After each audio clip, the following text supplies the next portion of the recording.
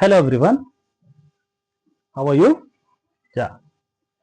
So yesterday we have completed our sixth chapter and now it's the seventh chapter.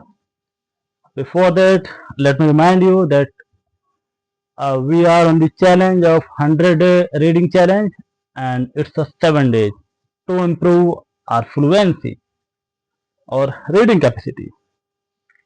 So as I mentioned in all of the video that I want to make a community and I have shared a community number in description box. So please comment me what you want to enhance or what you want to add on. The number is 98739 So let's get started. It's a day 7 and chapter 7 as well. The secret of self-control.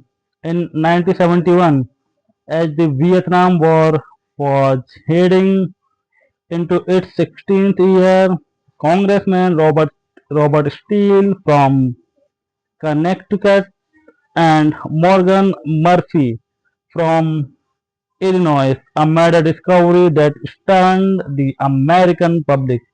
While visiting the troops, they had learned that over 15% of US soldiers stationed there were heroin addicts. Follow-up research revealed that 35% of service members in Vietnam had tried heroin and as many as 20% were addicted. The problem was even worse than they had initially thought.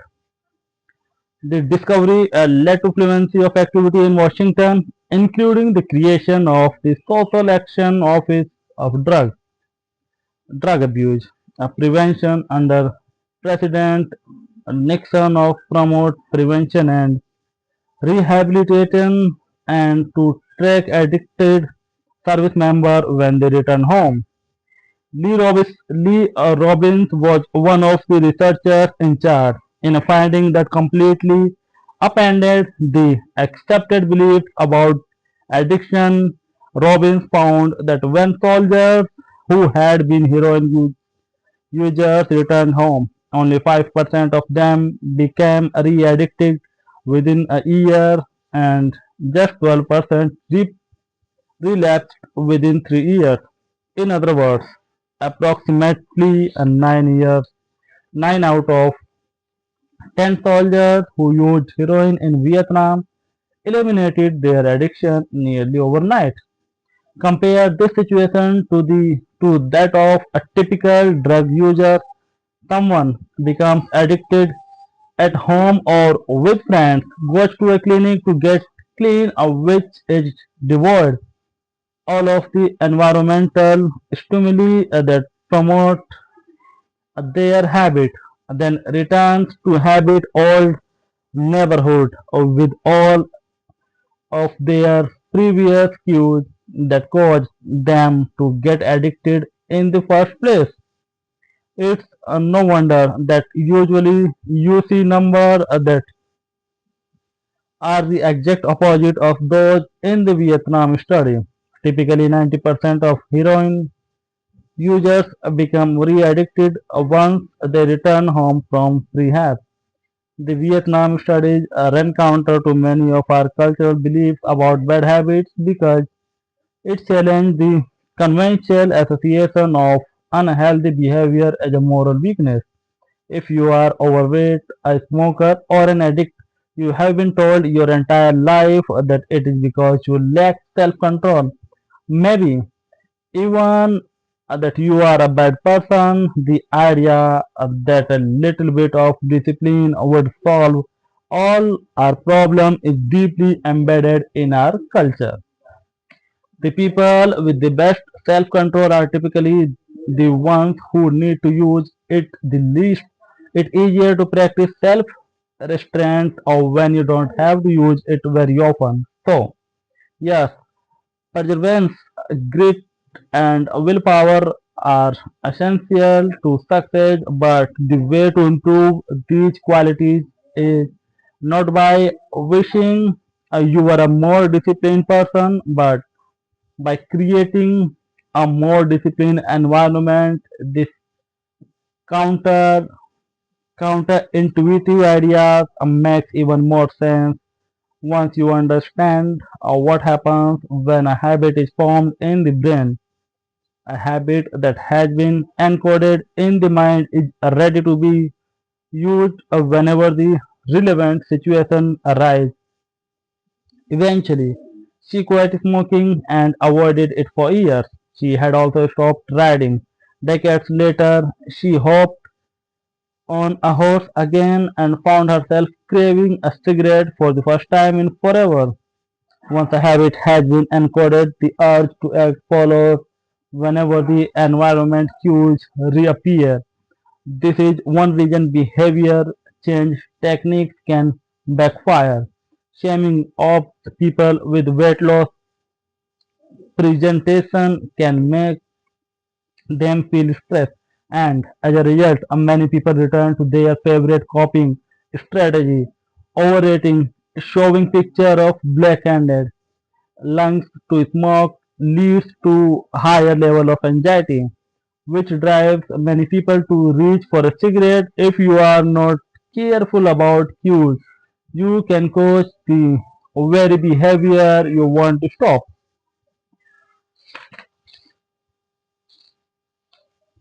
Researchers refer to this phenomenon as cue-induced wanting, and external trigger causes a compulsive craving to repeat a bad habit. Once you notice something, you begin to want it. This process is happening all the time, often without us realizing it. Scientists have found that showing addicts a picture of cocaine for just 33 miles turn stimulates the reward pathway in the brain and sparks desire. This speed is too fast for the brain to consequently register. The addicts couldn't even tell you what they had been, but they craved the drug all the same. Here, the punchline: you can break a habit, but you are unlikely to forget it. Once the mental grooves of habit have been craved into your brain, they are nearly impossible to remove entirely, even if they go unused for quite a while. And that means that simply resisting temptations is an ineffective strategy. It takes too much energy in the short run. You can choose to overpower temptation. In the long run, we become a product of the environment that we live in. To put it bluntly, I have never seen someone consistently stick to positive habits in a negative environment. This practice is an inversion of the first law of behavior change. Rather than make it obvious, you can make it invisible. I am often surprised by how effective simple changes like these can be. Remove a single cue and the entire habit often fades away. Self-control is a short-term strategy, not a long-term one. You may be able to resist temptation once or twice, but it's unlikely you can muster the willpower of override your desire every time. Instead of summoning a new dose of willpower whenever you want to do the right thing, your energy would be better spent optimizing your environment. This is the secret of self-control. Make the cues of your habit obvious and the cues of your bad habits invisible. So guys, this was the chapter 7. Now we will consider the summary of the chapter. There is five summaries, 5 points. Now, 1. The inversion of the first law of behavior can is behavior changes make it invisible. Second, once a habit is formed, it is unlikely to be forgotten. Third, people with high self-control tend to spend less time in tempting situations. It's easier to avoid tempting than resist it. Fourth, one of the most practical ways to eliminate a bad habit is to reduce exposure to the cue that cause it. And fifth and last Self-control is a short-term strategy, not a long-term one. So this was the end of chapter 7. So as now we have a time of 10-15 minutes, so we can consider or we can complete the 8th chapter this time as well.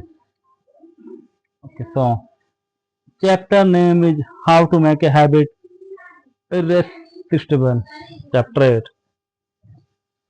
In the 1940s, a Dutch scientist named Nico Timbergen performed a series of experiments that transformed our understanding of what motivates us. Timbergen, who eventually won a Nobel Prize for his work, was investigating herring gulls, the gray and white birds often seen flying along the seahorses of North America.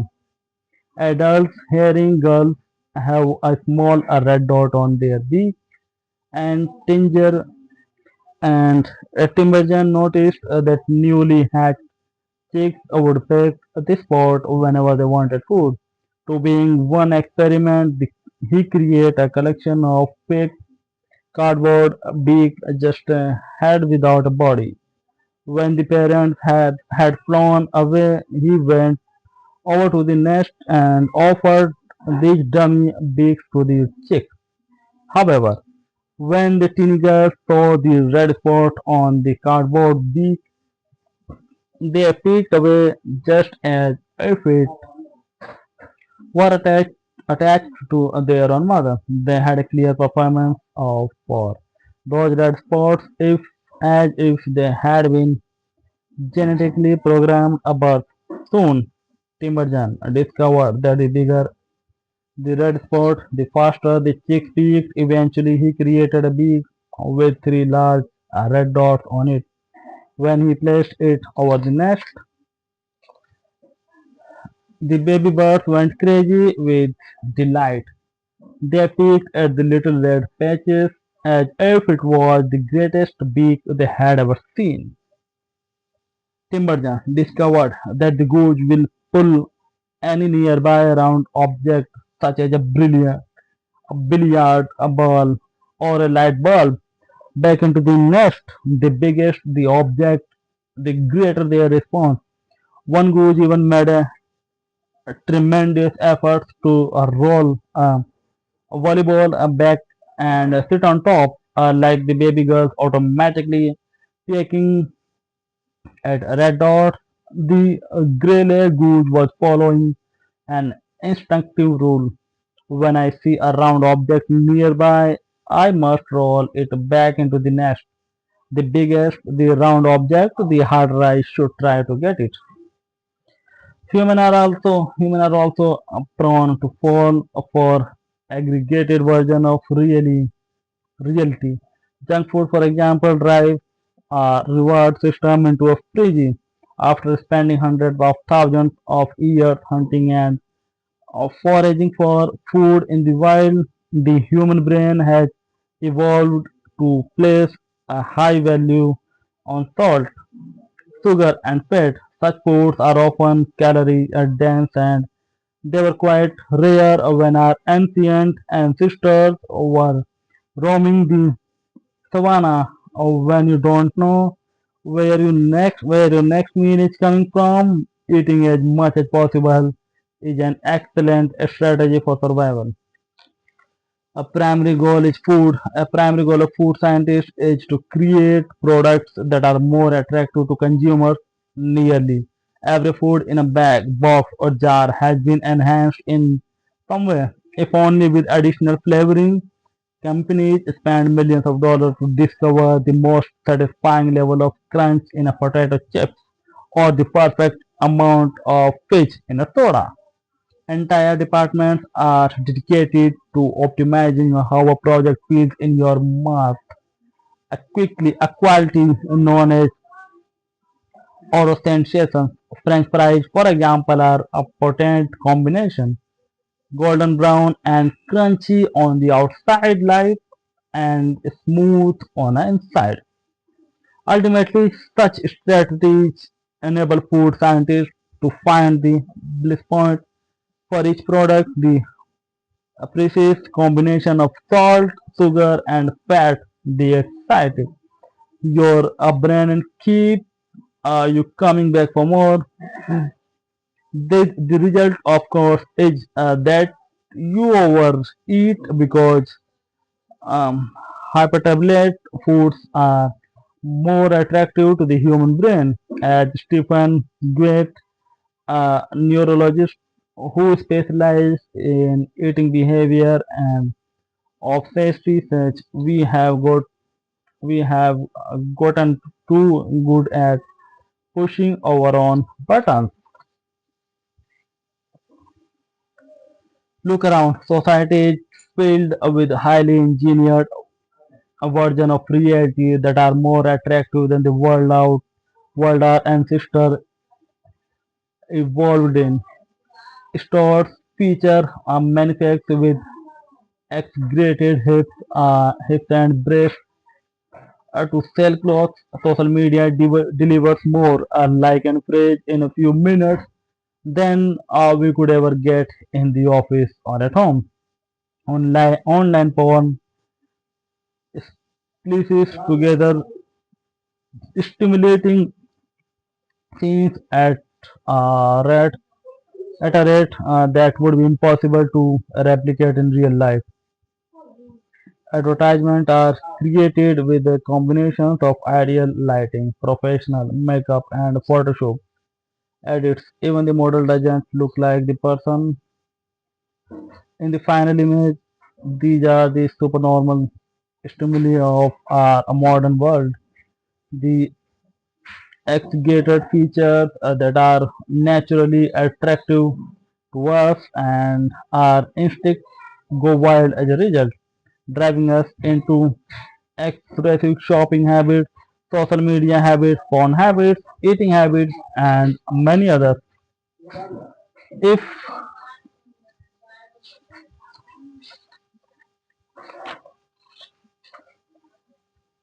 if you want to increase the odds that behavior will occur, then you need to make it attractive.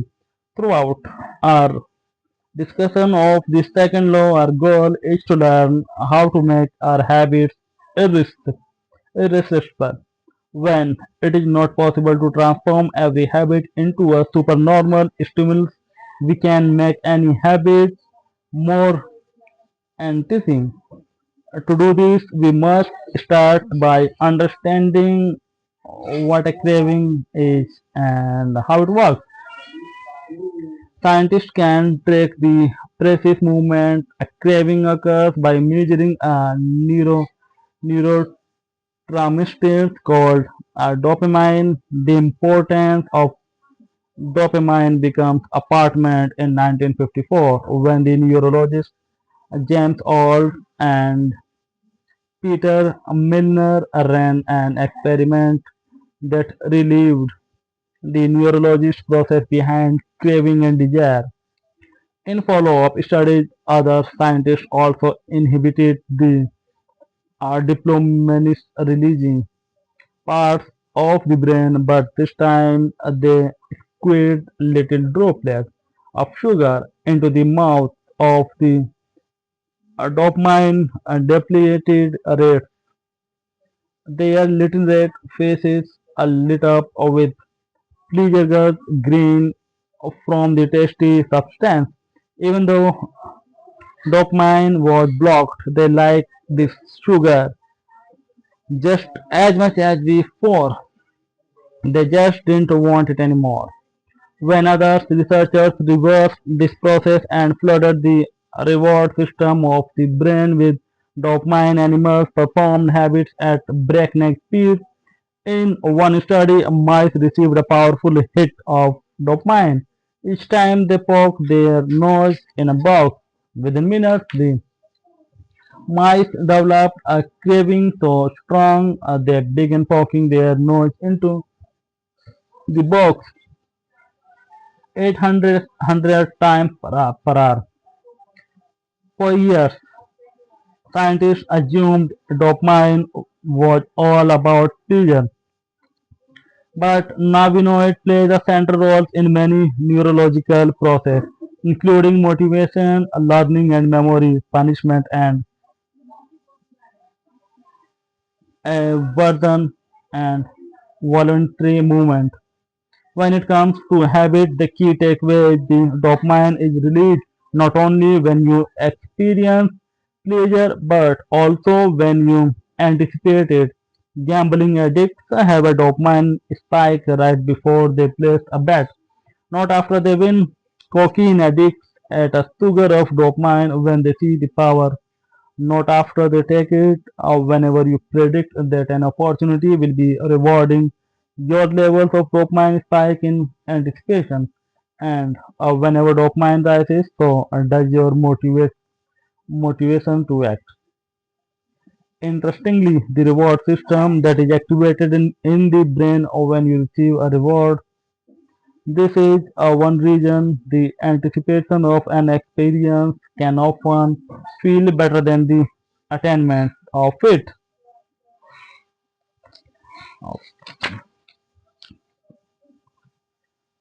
Your brain has far more neural circulatory allocated by for wanting rewards than for liking them. The wanting centers in the brain, the brain stem, the neural accumbens, the ventral tegmental area, the dorsal striatum, the amygdala, and portion of the professional cortex. The fact that the brain allocates so much precious space to the regions responsible for craving and desire provides further evidence of the crucial role these processes play. Desire is the engine that drives behavior. Every action is taken because of the anticipations of precedes it. It is the craving. It is the craving that leads to the response. Um, He was able employing temptation building to make his exercise habit more attractive. Temptation building works by liking an action you want to do with an action you need to do. In Brian's case, he bundled watching Netflix with riding his stationary bike. Every Thursday, the company would air three shows created by screenwriters showrooms. In addition to prompting the shows, ABC encouraged viewers to make popcorn, drink red wine, and enjoy the evening. Over time, people began to connect watching ABC with feeling relaxed and entertained. If you drink red wine and eat popcorn at 8 p.m. every Thursday, then eventually 8 p.m. On Thursday means relaxation and entertainment. The reward gets associated with the cues and the habit of turning and the television becomes more attractive. Temptation bundling is one way to apply a psychology theory becomes a premise principle named after the work of Professor David Primack. The principle states the more probable behavior will reinforce a less probable behavior. In other words, even if you don't really want to process overdue work emails, you will become conditioned to do it if it means you get to something you really want to do along the way.